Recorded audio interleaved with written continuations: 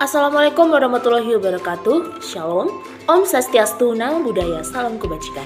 Halo Sobat Smart, perkenalkan nama saya Sartika Yulianti Pakpahan, NIM 5203122018, merupakan mahasiswi dari jurusan Pendidikan Teknik Mesin, Prodi Pendidikan Teknik Otomotif, Universitas Negeri Medan.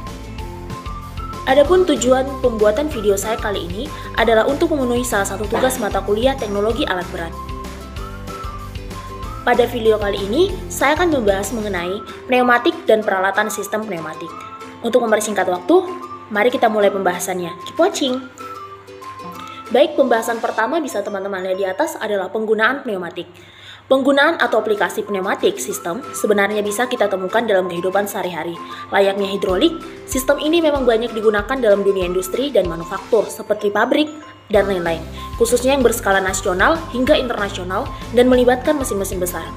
Yang kedua, meskipun begitu, sistem pneumatik sederhana bisa kita lihat di berbagai sekitar kita.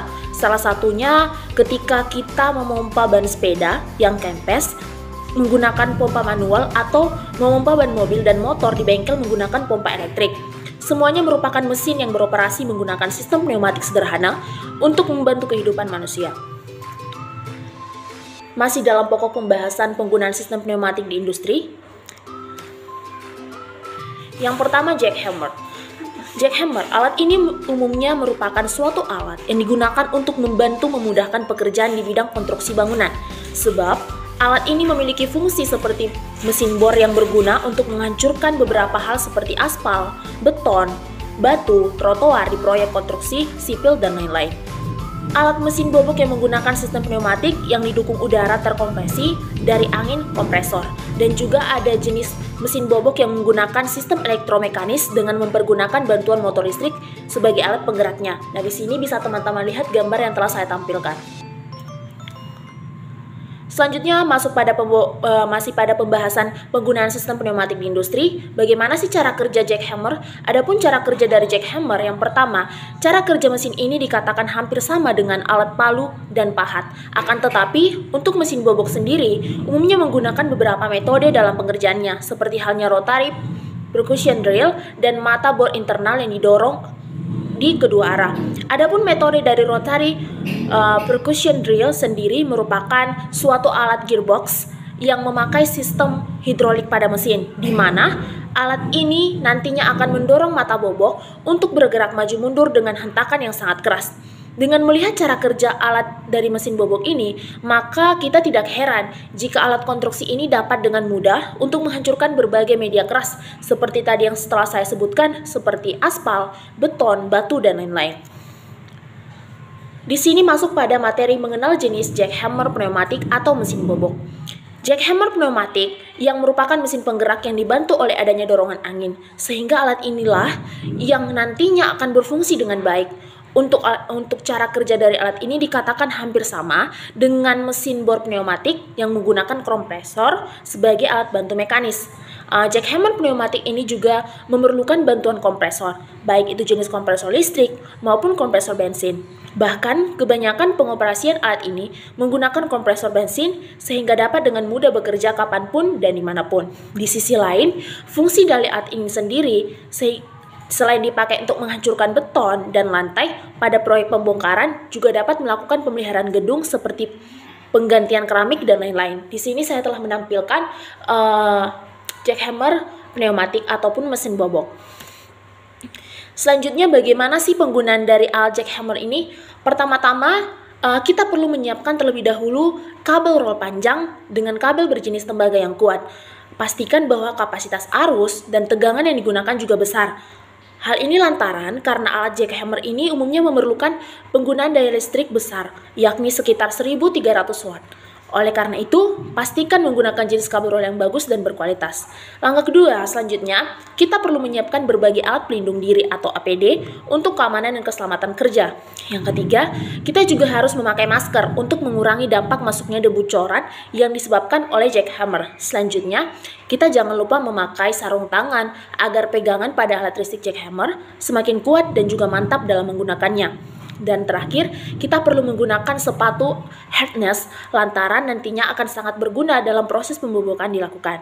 Selanjutnya, usahakan bahwa posisi dalam penggunaan jackhammer ini dalam posisi kuda-kuda yang baik dan seimbang, di mana pastikan posisi antara megang jackhammer dan posisi yang akan dibobok ini seimbang.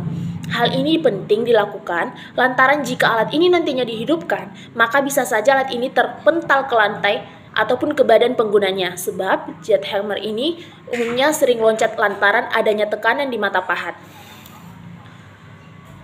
Untuk itu, kita memastikan posisinya dapat menentukan pekerjaan Anda nantinya. Selanjutnya, selain daripada cara maupun penggunaan alat jackhammer, di sini juga saya akan menjelaskan bagaimana sih perawatan alat jackhammer. Yang pertama, pastikan simpan pada tempat yang kering. Yang kedua, bersihkan debu-debu pada jackhammer setelah pemakaian. Yang ketiga, bersihkan dan periksa mata pahat. Jika sudah terkumpul, maka asal kembali menggunakan gerinda. Yang keempat, periksa selang udara terhadap kebocoran, karena ini sangat berpengaruh. Yang kelima, periksa sambungan antar selang udara, baik dari kompresor maupun di jackhammer itu sendiri. Dan yang terakhir, lepaskan selang dari jackhammer setelah selesai digunakan. Pembahasan selanjutnya bisa teman-teman lihat di atas adalah keuntungan dan kerugian penggunaan udara dalam sistem pneumatik. Apa sih kelebihannya? Yang pertama saya akan bahas mengenai kelebihan. Penggunaan udara Kempa dalam sistem pneumatik memiliki beberapa keuntungan, yaitu yang pertama, ketersediaannya yang tidak pernah terbatas. Udara tersedia di alam sekitar dalam jumlah yang tanpa batas sepanjang waktu dan tempat. Yang kedua, mudah disalurkan. Yang ketiga, fleksibilitas temperatur. Yang keempat, aman. Yang kelima, bersih. Dan yang terakhir, pemindahan daya dan kecepatan yang sangat mudah diatur. Udara dapat melaju dengan kecepatan yang dapat diatur dari rendah ke tinggi ataupun sebaliknya. Bila aktuator menggunakan silinder pneumatik, maka kecepatan torak dapat mencapai 3 meter per sekon. Selanjutnya, adapun kelebihannya dapat disimpan. Udara dapat disimpan melalui tabung yang diberi pengaman terhadap kelebihan tekanan udara. Selain itu, dapat dipasang pembatas tekanan antara pengaman dan tekanan, sehingga sistemnya menjadi aman. Dan yang terakhir, kelebihannya adalah mudah dimanfaatkan. Udara mudah dimanfaatkan baik secara langsung, misalnya untuk membersihkan permukaan logam, mesin-mesin, maupun tidak langsung seperti melalui peralatan pneumatik untuk menghasilkan gerakan tertentu.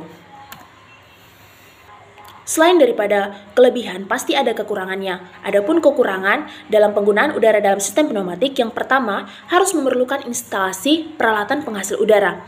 Yang kedua, mudah terjadi kebocoran. Salah satu sifat udara yang bertekanan adalah ingin selalu menempati ruang yang kosong dan tekanan udara susah dipertahankan dalam waktu kerja.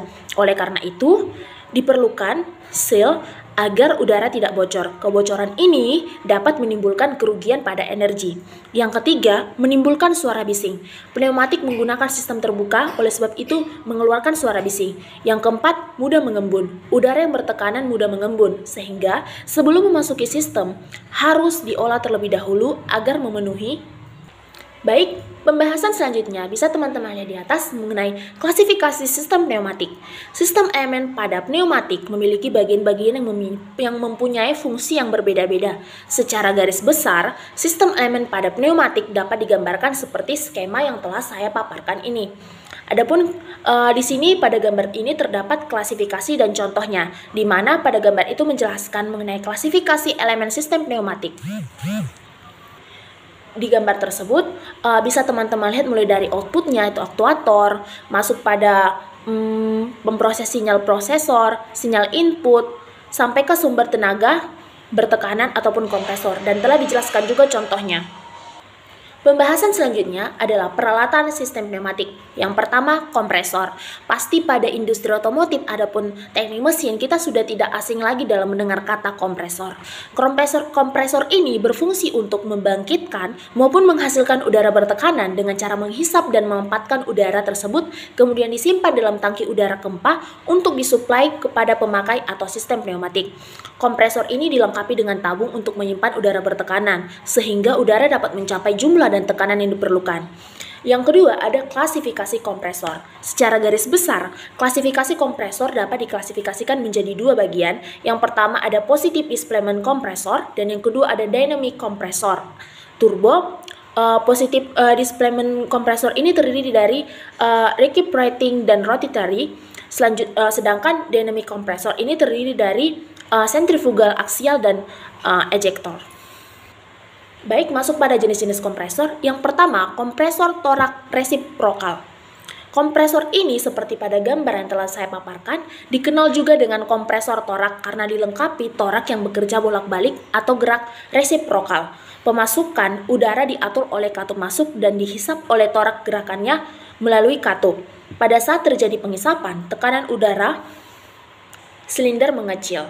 Yang kedua, ada kompresor torak 2 tingkat sistem pendingin udara. Kompresor udara bertingkat digunakan untuk menghasilkan tekanan udara yang lebih tinggi. Selanjutnya itu udara masuk akan dikompresi oleh torak pertama, kemudian didinginkan, selanjutnya dimasukkan dalam silinder kedua untuk dikompresi oleh torak kedua sampai pada tekanan yang diinginkan. Seperti pada gambar contoh dari kompresor torak 2 tingkat sistem pendingin udara. Yang ketiga, ada jenis kompresor torak resiprokal. Kompresor torak resiprokal ini kompresor ini termasuk dalam kelompok kompresor torak. Namun, letak torak dipisahkan melalui sebuah membran diafragma. Udara yang masuk dan keluar tidak langsung berhubungan dengan bagian-bagian yang bergerak secara resiprokal. Dapat teman-teman lihat seperti pada gambar yang telah saya paparkan. Selanjutnya ada kompresor sekrup. Kompresor sekrup ini memiliki 2 rotor yang saling berpasangan atau bertautan, atau yang satu mempunyai bentuk cekung, sedangkan yang lainnya berbentuk cembung, sehingga dapat memisahkan udara secara aksial dan sisi lainnya, seperti pada gambar. Selanjutnya ada kompresor rod blower. Kompresor jenis ini akan menghisap udara luar dari satu sisi ke sisi lain tanpa adanya perubahan volume, seperti pada gambar. Selanjutnya ada kompresor aliran. Jenis kompresor ini sangat cocok digunakan untuk menghasilkan volume udara yang besar. Kompresor aliran udara yang dibuat dengan arah masuknya udara secara aksial dan ada yang secara radial. Selanjutnya ada kompresor aliran radial. Percepatan yang ditimbulkan oleh kompresor aliran radial berasal dari ruangan ke ruangan berikutnya secara radial. Pada lubang masuk udara pertama dilemparkan keluar menjauhi sumbu seperti pada gambar. Selanjutnya ada kompresor aliran aksial. Pada kompresor aliran aksial seperti pada gambar tersebut, udara akan mendapatkan percepatan oleh sudut yang berdasarkan pada rotor dan arah alirannya ke arah aksial, yaitu searah maupun sejajar dengan sumbu rotor. Selanjutnya pada peralatan pengolahan udara bertekanan. Pengolahan udara bertekanan agar memenuhi syarat diperlukan peralatan yang memadai, antara lain yang pertama ada filter udara atau air filter yang berfungsi sebagai alat penyaring udara. Yang kedua ada tangki udara yang berfungsi untuk menyimpan udara bertekanan hingga pada tekanan tertentu. Yang ketiga ada kompresor berfungsi untuk menghisap udara atmosfer kemudian dimampatkan ke tabung penyimpan hingga tekanan tertentu. Yang keempat ada pemisah air. Yang kelima ada tabung pelumas. Yang keenam ada regulator udara bertekanan, yang dimana udara telah masuki persyaratan, selanjutnya akan disalurkan sesuai dengan kebutuhan. Untuk mengatur besar kecilnya udara yang masuk, diperlukan udara yang terdapat pada regulator, sehingga udara yang disuplai sesuai dengan kebutuhan kerjanya. Masih masuk pada peralatan pengolahan udara bertekanan. Adapun prosedur pemantauan penggunaan udara KEMPA yang perlu diperhatikan antara lain, yang pertama, frekuensi pemantauan. Misalnya setiap akan memulai bekerja melalui memantau keberhasilan udara, kandungan air embun, kandungan oli pelumas, dan sebagainya. Yang kedua, ada tekanan udara perlu dipantau, apakah sesuai dengan ketentuan atau tidak. Yang ketiga, pengeluaran udara buang, apakah tidak berisik ataupun tidak. Yang keempat, udara buang perlu dipantau pencampurannya. Yang kelima, katup pengaman ataupun regulator tekanan udara perlu dipantau apakah bekerja dengan baik ataupun tidak. Yang keenam, setiap sambungan ataupun konektor perlu dipantau agar dipastikan cukup kuat dan rapat karena udara KEMPA cukup berbahaya. Selanjutnya ada konduktor dan konektor. Di sini saya akan menjelaskan macam-macam dari konduktor. Yang pertama ada pipa yang terbuat dari tembaga kuningan, baja, galvanis, atau stainless steel. Yang kedua ada tabung atau top yang terbuat dari tembaga, kuningan, atau aluminium. Ini termasuk konduktor yang semi-fleksibel. Yang ketiga ada selang fleksibel yang biasanya terbuat dari plastik dan bisa digunakan untuk instalasi yang frekuensi bongkar pasangnya lebih tinggi. Seperti pada gambar, saya telah memaparkan bagaimana sih jenis-jenis dari konduktor, bisa teman-teman lihat seperti pada gambar yang telah saya paparkan. Selanjutnya, selain daripada konduktor, di sini juga saya akan menjelaskan sedikit mengenai konektor. Konektor itu berfungsi untuk menyambungkan ataupun menjepit konduktor, selang atau pipa agar tersambung erat pada bodi komponen pneumatik. Bentuk ataupun macamnya disesuaikan dengan konduktor yang digunakan. Adapun macam-macam konektor bisa teman-teman lihat seperti pada gambar. Bagaimana sih macam-macam dari konektor dan bentuknya. Selanjutnya ada katup-katup pneumatik. Di sini sebagai mahasiswi maupun mahasiswa otomotif, di sini juga kita tidak asing lagi dan tidak langka mengenai katup-katup pneumatik. Katup berfungsi untuk mengatur atau mengendalikan arah udara kempa yang akan bekerja menggerakkan aktuator. Dengan kata lain, katup inilah yang akan mengendalikan arah gerakan aktuator. Katup pneumatik diberi nama berdasarkan pada yang pertama jumlah lubang maupun saluran kerja ataupun potnya, yang kedua jumlah posisi kerja, yang ketiga jenis penggerak katup, dan nama tambahan lain. Bisa teman-teman lihat seperti pada gambar yang telah saya paparkan. Selanjutnya, komponen-komponen kontrol tersebut atau biasa disebut dengan katup atau valves, menurut desain konstruksinya dapat dikelompokkan menjadi dua. Yang pertama, katup pocket atau pocket valves yang terdiri dari katup bola atau ball seat valves, dan yang kedua ada katup piringan atau disc seat valves. Yang kedua, katup geser atau slide valves. Yang pertama jenisnya itu ada longitudinal slide dan plate slide. Sedangkan menurut fungsinya, katup dikelompokkan menjadi yang pertama katup pengarah, yang kedua katup satu arah, yang ketiga katup pengatur tekanan, yang keempat katup pengontrol aliran atau flow control valves, yang kelima katup buka tutup atau shut off valves. Sedangkan susunan urutannya, sistem pneumatik yang dapat dijelaskan, sistem pneumatik dapat kita jelaskan sebagai berikut. Yang pertama, sinyal masukan atau input element, yang kedua sinyal pemproses atau processing element, dan diteruskan ke final control element. Yang ketiga, sinyal pengendalian akhir atau final control element yang akan mengarahkan output, yaitu arah gerakan aktuator dari working element dan merupakan hasil akhir dari sistem pneumatik. Baik, untuk yang terakhir saya di sini akan menjelaskan bagaimana sih kesimpulan daripada seluruh materi yang telah saya jelaskan tadi. Yang pertama, dengan adanya alat pneumatik yang dikembangkan dalam berbagai alat, tentunya pekerjaan manusia dapat dipermudah dengan alat-alat yang bertenaga udara ataupun disebut dengan pneumatik. Yang kedua, alat dengan sistem pneumatik memiliki tenaga atau daya yang besar dengan ketersediaan yang tidak terbatas, maka alat ini dikembangkan untuk mempermudah pekerjaan manusia. Dan yang terakhir, salah satu jenis alat yang dikembangkan dengan sistem pneumatik ini adalah jackhammers yang berfungsi untuk menggembor dengan menghancurkan aspal, beton, bahkan sering digunakan di pertambangan. Jadi, pada teman-teman di sini saya ingin menyampaikan bahwa sistem pneumatik itu maupun peralatan dari pneumatik itu sangatlah digunakan dan sangat banyak manfaatnya baik dalam bidang industri, konstruksi maupun dalam kehidupan sehari-hari, yang dimana sangat banyak kegunaannya untuk membantu pekerjaan manusia yang tadinya kian berat menjadi lebih ringan. Baiklah, cukup sekian paparan materi mengenai penjelasan tentang pneumatik dan peralatan sistem pneumatik. Saya memohon maaf yang sebesar-besarnya apabila ada kesalahan maupun tutur kata yang kurang berkenan di hati teman-teman dan Bapak dosen yang menonton video ini. Saya memohon maaf, dan akhir kata saya ucapkan Assalamualaikum warahmatullahi wabarakatuh. Sampai jumpa di video selanjutnya. Thank you very much.